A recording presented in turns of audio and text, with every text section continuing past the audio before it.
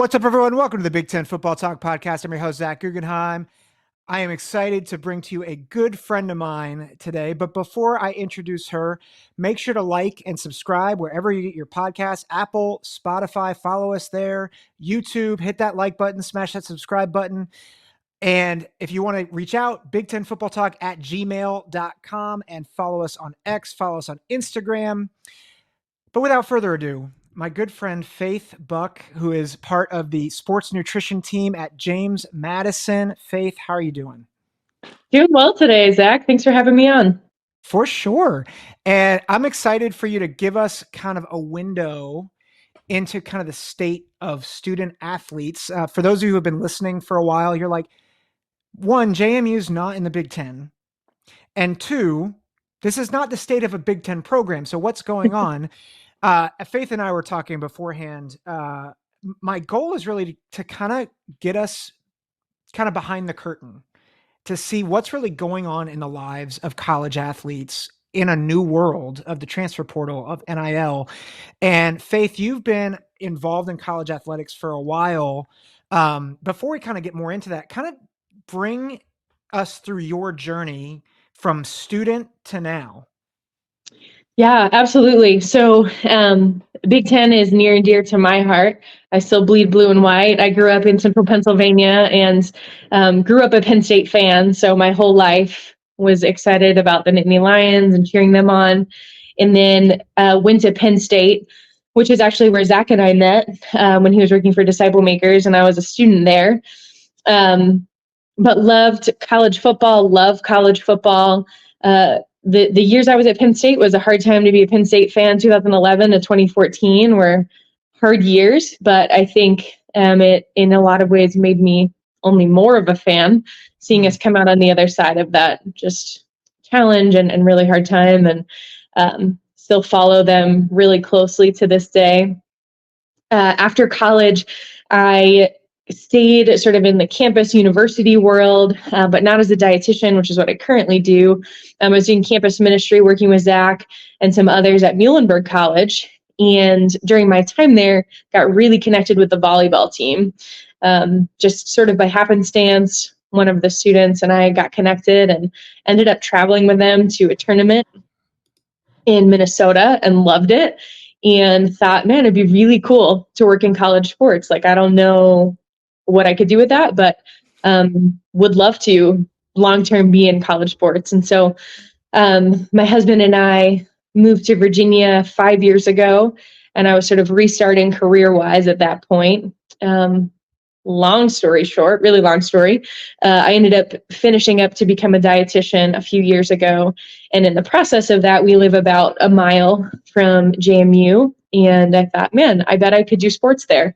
And reached out to the director at the time, interned with them a number of summers ago, loved my experience, worked with the football team primarily at that time, and then a number of other sports as well.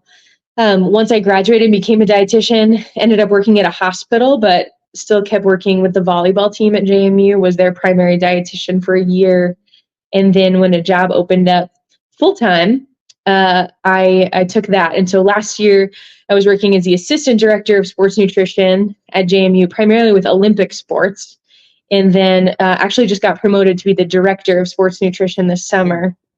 So I'm overseeing all of our sports right now. I'm currently working with football pretty closely, which has been fun in the big transition from Kurt Signetti, who's now in the Big Ten, to Coach Bob Chesney, and just getting our nutrition in a really good place. So it's been a lot of fun, and I, in my role, get to interact with athletes every day, very much in as much as I can, not being an athlete myself, understand sort of their day-to-day experience. And it's really remarkable what they do. Yeah. Yeah. And it sounds like, I mean, it's remarkable even just how you have kind of not just ascended the ranks, but you have to know all these different sports and all the struggles that these athletes have to put themselves through to be a division. People listening might think, oh, well, JMU, that's kind of a, FCS, or it was FCS for a while, but JMU's become a pretty big mid-major program in several sports. And I mean, obviously I think they petitioned to have a bowl game, to be in a bowl game Mhm. last year. They were ranked in the top 25. Indiana not only hired their coach, but they got a bunch of transfers, which I know we'll talk about later. Yeah, Hoosier fans that are listening, I'm sure, are like ready to go. Um, we'll also talk a little bit about Kurt Signetti. As I think, as you were talking about interacting with the athletes, you were mentioning you get to be with them on a day-to-day basis. Like what is a typical day in the life of a dietitian look like? good question. There's no typical day. Um, so today, and I say that facetiously, but it's really true. Part of why I love my job is that every day is different. Big picture, I do three major things for our athletes. One is I do nutrition counseling. So kind of what you were talking about earlier. Every athlete needs different things. Every sport needs different things. Every person needs different things. And so personalizing that to them, making sure they're meeting their goals, things like that. I educate the teams generally on sports nutrition. So there's a lot that we can just say across the board, even though they have individual needs. And so making sure, like, for example, that the guys are eating carbs before they work out so that they have energy to perform in the way that they need to. And then having protein and carbs afterwards to replenish their muscles, to fight some of that soreness, to be ready to go for the next session. Things like that are just universal. And then the other thing that I do, and this is a big part of football particularly, is kind of providing them snacks and meals and food. Mm. And so today looked a lot like that. Today was our last day before official preseason, and the guys were doing some field work. And so for after that, we had some protein yogurt parfaits that we made for them, which is a little Mm. fancier than we usually go, but it's the last day. So making it There interesting. you go. And giving them that kind of stuff afterwards.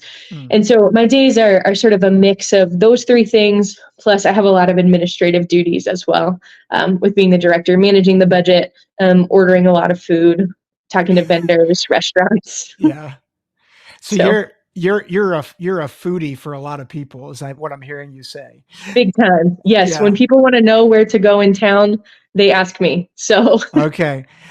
We'll get back to that because I have a funny story about Harrisonburg and food. But so like you're talking about individualized plans, and my guess is we were talking a little bit off air, but my guess is when someone hears like, oh, you need to eat, you know, X amount of calories, often offensive linemen, when they come in, as a freshman, they're like 240 pounds, 250 maybe. They're like, you got to get up to 300 pounds. And I think what we often think of is you got to beef up on like, just eat a bunch of cake, just eat a bunch of like other stuff. What would like a designed plan for a 300-pound offensive lineman look like? yeah. So I think one thing, and not every dietitian functions this way, but philosophically, I really believe in teaching our athletes patterns. So I want to Mm-hmm. teach them how to eat big picture, so that they can do it when I'm not there.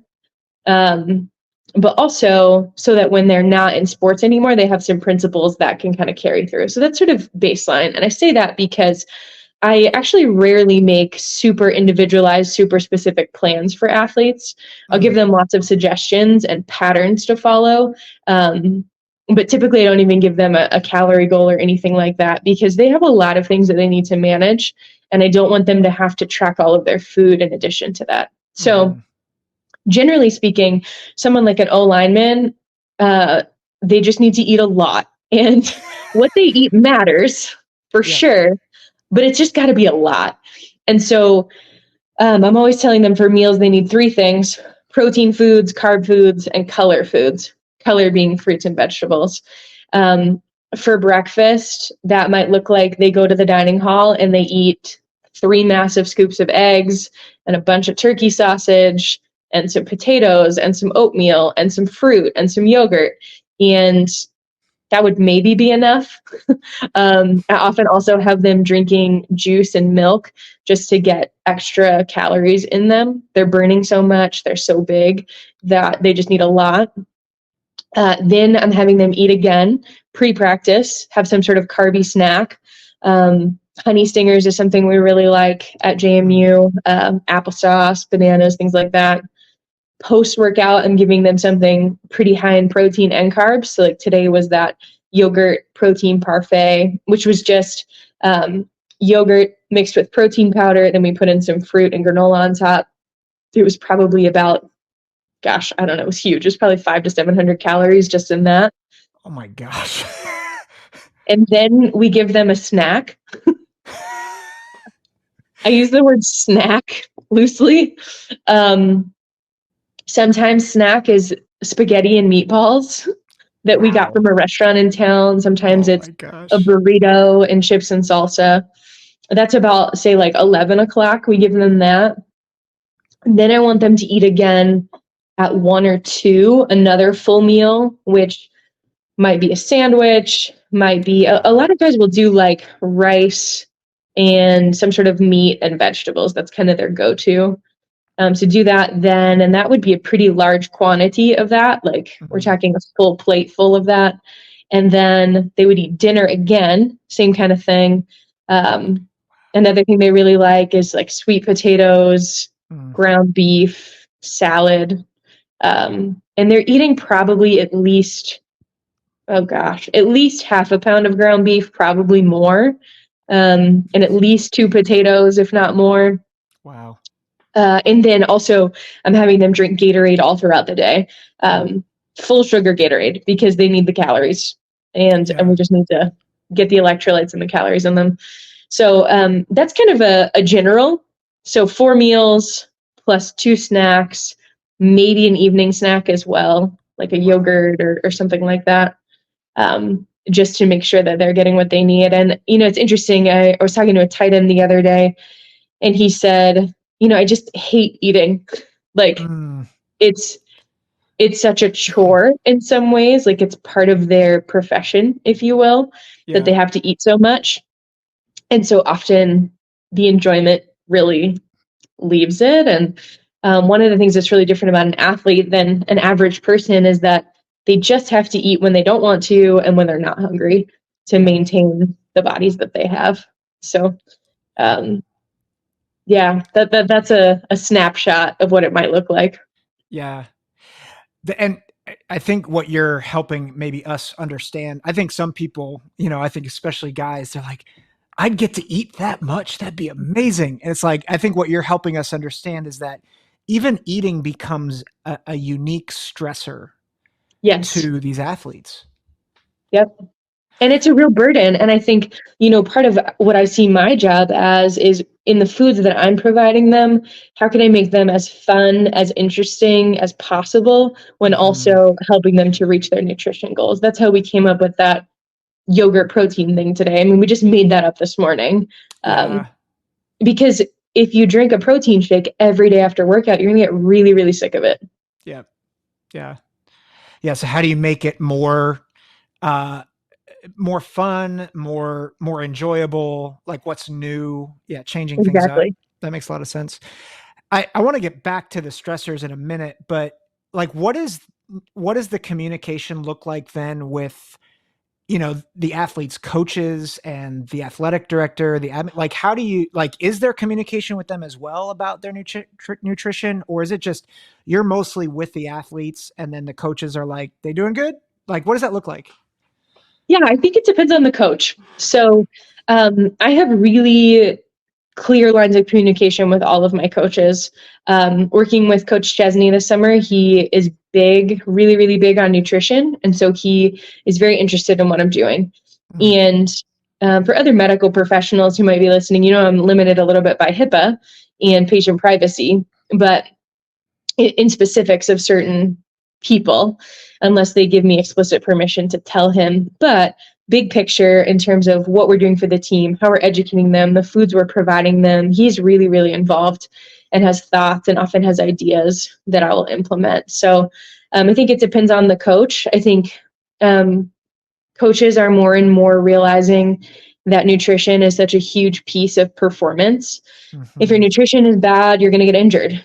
You're not going to recover. You're not going to perform well. You're not reaching your potential. And so I think coaches are leaning into the expertise of dietitians more. So I would say that they leave me to what it means to be a dietitian, right, to the particulars.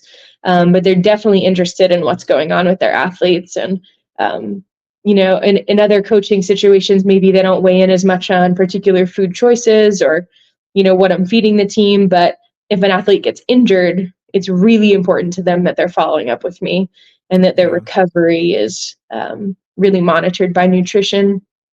Administration, I think, is involved in the sense that they're throwing more resources at us, right? Like they sort of decide our budget and our Mm-hmm. staffing. And the more that they see that nutrition is important, the more that they give us. And Mm-hmm. JMU particularly is doing really well in that at our level. So yeah, lots of communication for me with them. Yeah. Specifics are often left out, but big picture stuff gets communicated. Gotcha. Yeah. And it makes sense that if you're the director, you're gonna spend more time on the high level stuff, especially with Yep. the admin. So, but I think that helps me and helps others understand, like, you're communicating as the director of of nutrition there, like you are talking with everybody. Like you're talking Yes. with coaches, you're talking with athletic director, you're talking with the student athletes, and you're coordinating all these things, and that's a big job. Yeah. Is that? I mean, how many? Like, what's the longest week you've worked? Just curious. Last August, I worked 21 days straight. Oh goodness! Wow. Um, and that's for preseason. That's why that happens. And I Yeah. plan for August to be my busiest month. And I'm starting, I think it's Tuesday. We start Yeah. that string again. Fall camp. Um, you got it. Yeah. Fall camp and then preseason for all of my other sports as well. So Hmm. um, yeah, it can be very long. I couldn't even tell you how many hours I work in those weeks, 60 plus. Yeah. Um, there are other times that are slower, right? I had lunch with a friend today, had a 2-hour lunch off campus. So it's Yeah. flexible, Yeah. but there are some times that are really kind of hectic. Yeah. Well, it's. I mean, it's very similar campus ministry. I'm sure. Like it's seasonal. Totally. Although I'm not going to get fired if the football team goes 4-8. So, or I don't know if you will either, but Yeah, I'm other, not sure about that, but I hope yeah, not. other people will, and Yes. you might have a link to that. So, um, we were talking about stressors and rigors, and I think the food piece is one that we don't often think about. I think others, name, image, and likeness, the transfer portal, I think a lot of people have been very excited for that because it feels like the athletes finally are getting recognized financially and being taken Yep. care of in many ways. And I think that's a good thing for college Hmm. football. And yet, despite the benefits of it, one, the NCAA has not really done what they should. I'll be more kind to the NCAA than I typically am today. Um, but they haven't maybe not managed it super well. Um, and then whenever you introduce money into the equation, it complicates things. Hmm. You obviously don't manage that, but you had mentioned, like, you deal with the nutrition and caring for their bodies, but in that you end up caring for their souls, you end up building relationships. What are some of the rigors that these new things have really brought about in the athletes' lives? Yeah, I think that's a good question. And I think some of that is still being really fleshed out. And I think, to your point earlier, working at an FBS, yet mid-major program, my perspective is going to be different than maybe someone who's working in the Big Ten, right? Mhm. Um, the reality is we're just not throwing around as much money in NIL as some of these Mm. bigger schools, the power, I guess, power four now, um, Yeah. the money that they have. So, um, yeah, I think some of the effects that I've seen of it, one that's really nutrition specific actually, is that supplements are not regulated by the FDA, and they Mhm. can contain banned substances Oh. that the athletes could get disqualified for. And so, a big part Hmm. of my job is helping them to be informed about the things that they're putting in their body that's not food. Protein powders, creatine, vitamins, stuff like that. One of the challenges that has come up with NIL is that some not very good supplement companies have wanted to sponsor some of my athletes and give them free products. And Mm, trying to convince them that though they may be offering you financial incentive, this is not actually good for you mm, long term. Like yeah. you're putting your big picture career at risk. Now, that's more of a specific, like a product reaching out to an athlete, and that's very nutrition specific. But I think that's one of the challenges that I've seen them face and have to wrestle with. Like, is this actually a good deal for me, or Hmm. is it actually something that's going to harm me? I think the other pressure is that it's really, I mean, the kids just go where the money is. And Yeah. so, as someone who's spent 4 years at a university and I have tons of Penn State pride and, still carry around my alumni mug at work, I think some of that gets lost on some of Mm, these athletes because if this school is offering you $500,000 in a brand new truck to go play for them, they're probably going to go. right. And that's a blessing and a good thing in some ways, right? Like, cool, they get paid. And how do you say no to that? But at the same time, they miss out on the experience of, just really having an alma mater that they're behind. And um, I'm just looking at one of our QBs in the Sun Belt, and he's been at 4 different schools in 4 years. Yeah. And maybe that's what he wants. Maybe that's good for him. But to me, that's a real miss of college. You miss out on the relationships. You miss out on sort of the normal college experience, and it's all just very much driven by NIL and the transfer portal. Pre-transfer portal, people were staying for a long time. Hmm. Um, like I mentioned at Penn State, after the big scandal happened, all those guys had the opportunity to transfer. And that was sort of unusual then, you know, Yeah. that's now the new norm. Like Yeah. when Kurt Signetti went to Indiana, we got a new coach, well, a whole new coaching staff and like 60 new players. So Yeah. it's a whole new team. And there's something fun and exciting about that. To me, I think you miss out a little bit on the college experience. So Yeah. Well, and it's as you were talking, I was thinking of another purple and gold school, like Washington is going through something very similar. Kalen DeBoer goes to Alabama. A lot mhm. of his players either go with him, they go to the draft, or they transfer. One of their top corners, Jabbar Muhammad, goes to their rival, Oregon. Yeah, And like, it's like, how do you like? And I think it does bring this struggle where college football was always built on the like on the student population, the communities, the rivalries, mhm. and I don't think we'll ever lose it. Yeah, But I think at the same time, like we won't lose it wholesale, but I do think you miss like we're losing some of it, some of the agree. pageantry, Mhm.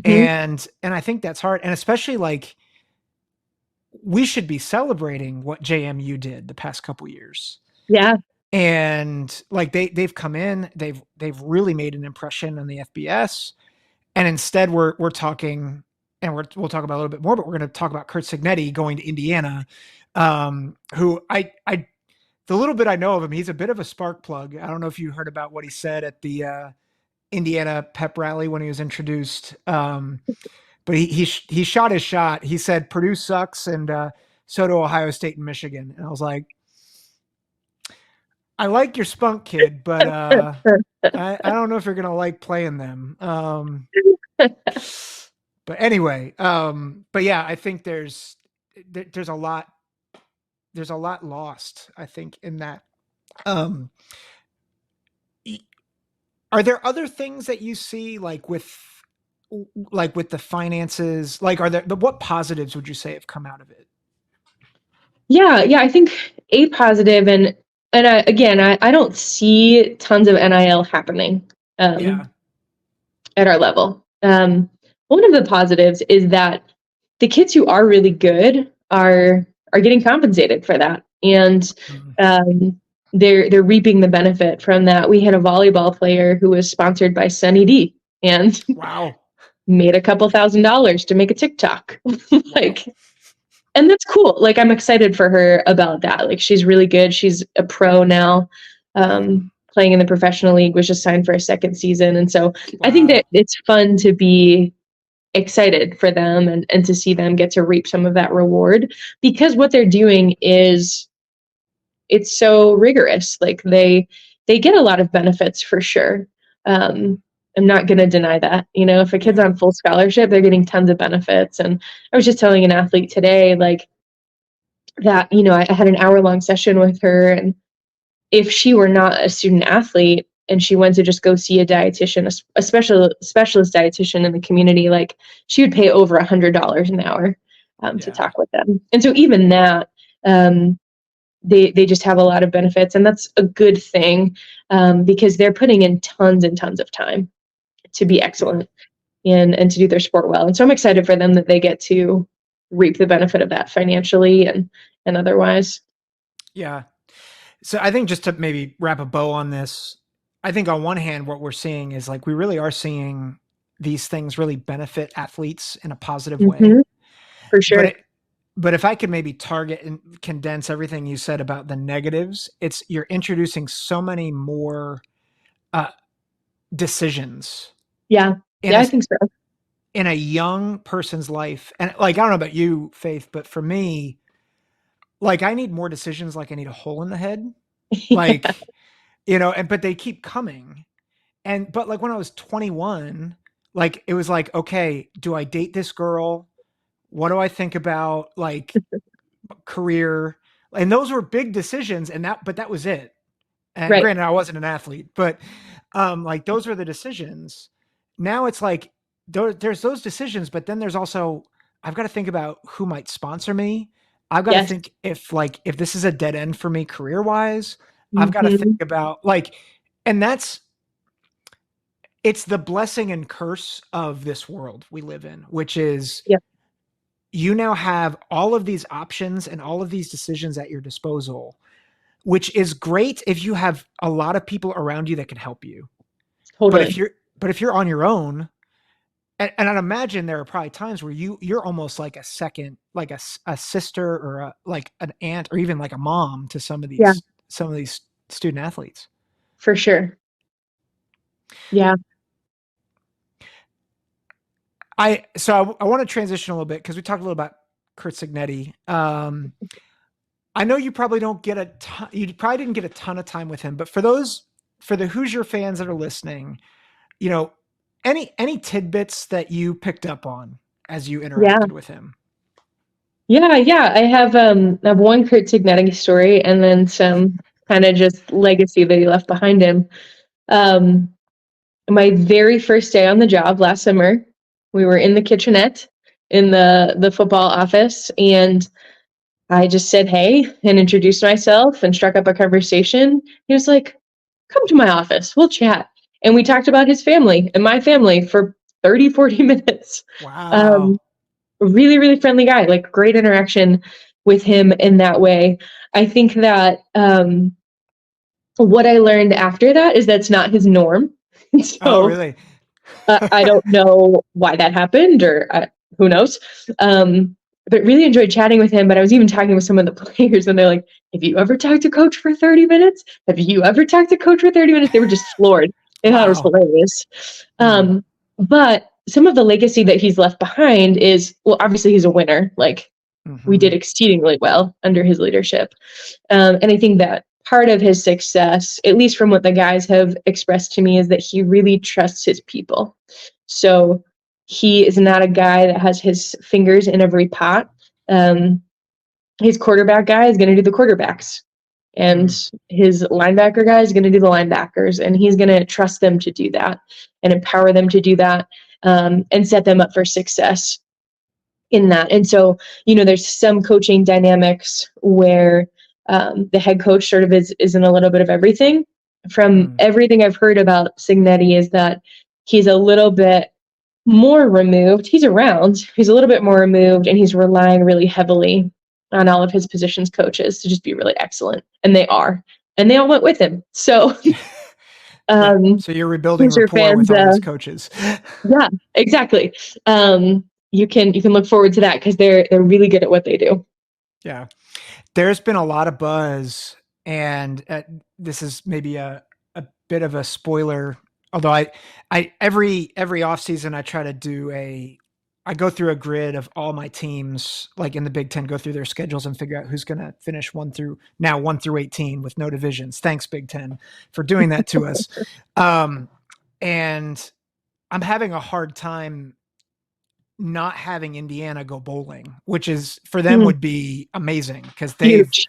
they've been so bad Yeah. with the one exception of 2020, which they gave me a heart attack as an Ohio State fan. Um, but they he's the buzz around the Hoosier program has been as high as I can remember. So hopefully that's a ringing endorsement for those of you who are Indiana fans. Oh, yeah. And for those of you who are intrigued by Indiana going into the season, uh, I didn't ask you this in our prep, but I'm curious how close do you follow Penn State right now, and what are your expectations on their season? Good question. Not closely enough to have expectations of their season.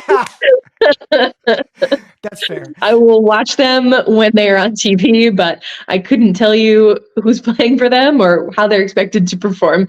And as the bleeding blue and white that I always am, every Penn State fan thinks they're going to win the Natty every year. So Mhm. you just go in optimistically. That's fair. That's fair. I it's I kind of threw shade at James Franklin on Twitter, which I shouldn't have done, but I did. His quarterback, he mentioned that Drew Aller like broke the record for most consecutive passes, and but like he didn't throw downfield at all. So I just commented on it. I was like, did he say how many of those passes were thrown downfield, like past 10 yards? And a lot of people thought that was funny. So Yeah, um, that's yeah, good stuff. yeah, I do think I'm very I feel up and down about them this year because I think Aller could do really like I think he could take the next step, and I think if he Mm-hmm. does that, they could be really good. Um, Julian Fleming comes over from Ohio State, which was a little sad to me, but it's fun. I covered him in well, I didn't cover him, but I covered his high school in the Oh, area with wow.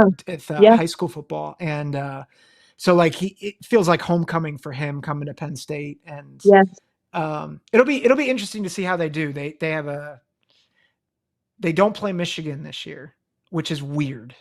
Big So deal. yeah, so odd. So, but I'll get you out on this, Faith. And what would you say to fans as they cheer on student athletes? Mm. Yeah, I think a thing we talk about a lot in athletics and that I think about a lot as someone who works with them is that they're so much more than their sport.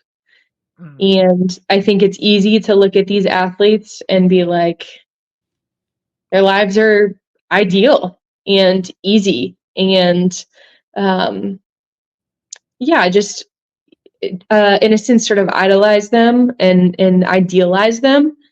Um, I think it's important to me, and obviously I work directly with them, so it's a little bit different, but to just see them as people and to treat mhm, them as people and to realize, sort of where this whole thing started, we're talking about is all these factors that they deal with on a daily basis. And right, that's all of us that yeah. we deal with relationship stresses and um, schedule stresses and food stresses. And there's a lot that these student athletes are juggling that makes them really good.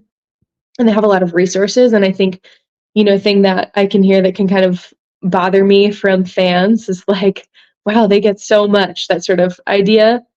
And they Mhm, do. But I think it's pretty necessary. Like the rigor is so intense. The the emotional toll is hard. I do nutrition counseling, but when I sit with people in my office, they often are telling me about far more than their food choices. And I mhm. think that's just because they're juggling more than your average 18 to 22-year-old. Um, even the reality of, a lot of these guys in the Big Ten are juggling fame, and Mhm. that's hard. Like, Yeah. it's hard to be in the public eye and to not just be able to be sort of an average college student, and there's blessings with that, right? Like, it's both, but Yeah. to just see them more holistically as people and as college students, and as people who are really putting in the work, I think is important for fans, and is important for me as well. Just Mhm. working with them to treat them in a sense like I would treat anybody else, Yeah. um, as complex and not just a quarterback or the star soccer player or whatever. Yeah. And you know, listeners know I tend to go spiritual sometimes. But like they're made in the image of God. Like they're Right. human. Totally. And that I think we forget that in the heat of the moment. And I know I do, like watching, the past 3 years Ohio State's lost to Michigan. And I've realized I have to stay off Twitter Yeah. because I will start tweeting things and I'm like, this is not treating them Hmm. like in a way that's dignifying to them. Yeah. And like they're worthy of dignity. Hmm. As you were sharing, Faith, I was even thinking about there's a 5-star recruit for Ohio State. His name is Harry Miller. You may have heard of him. He was on the Today Show a couple years ago because he tried to commit suicide.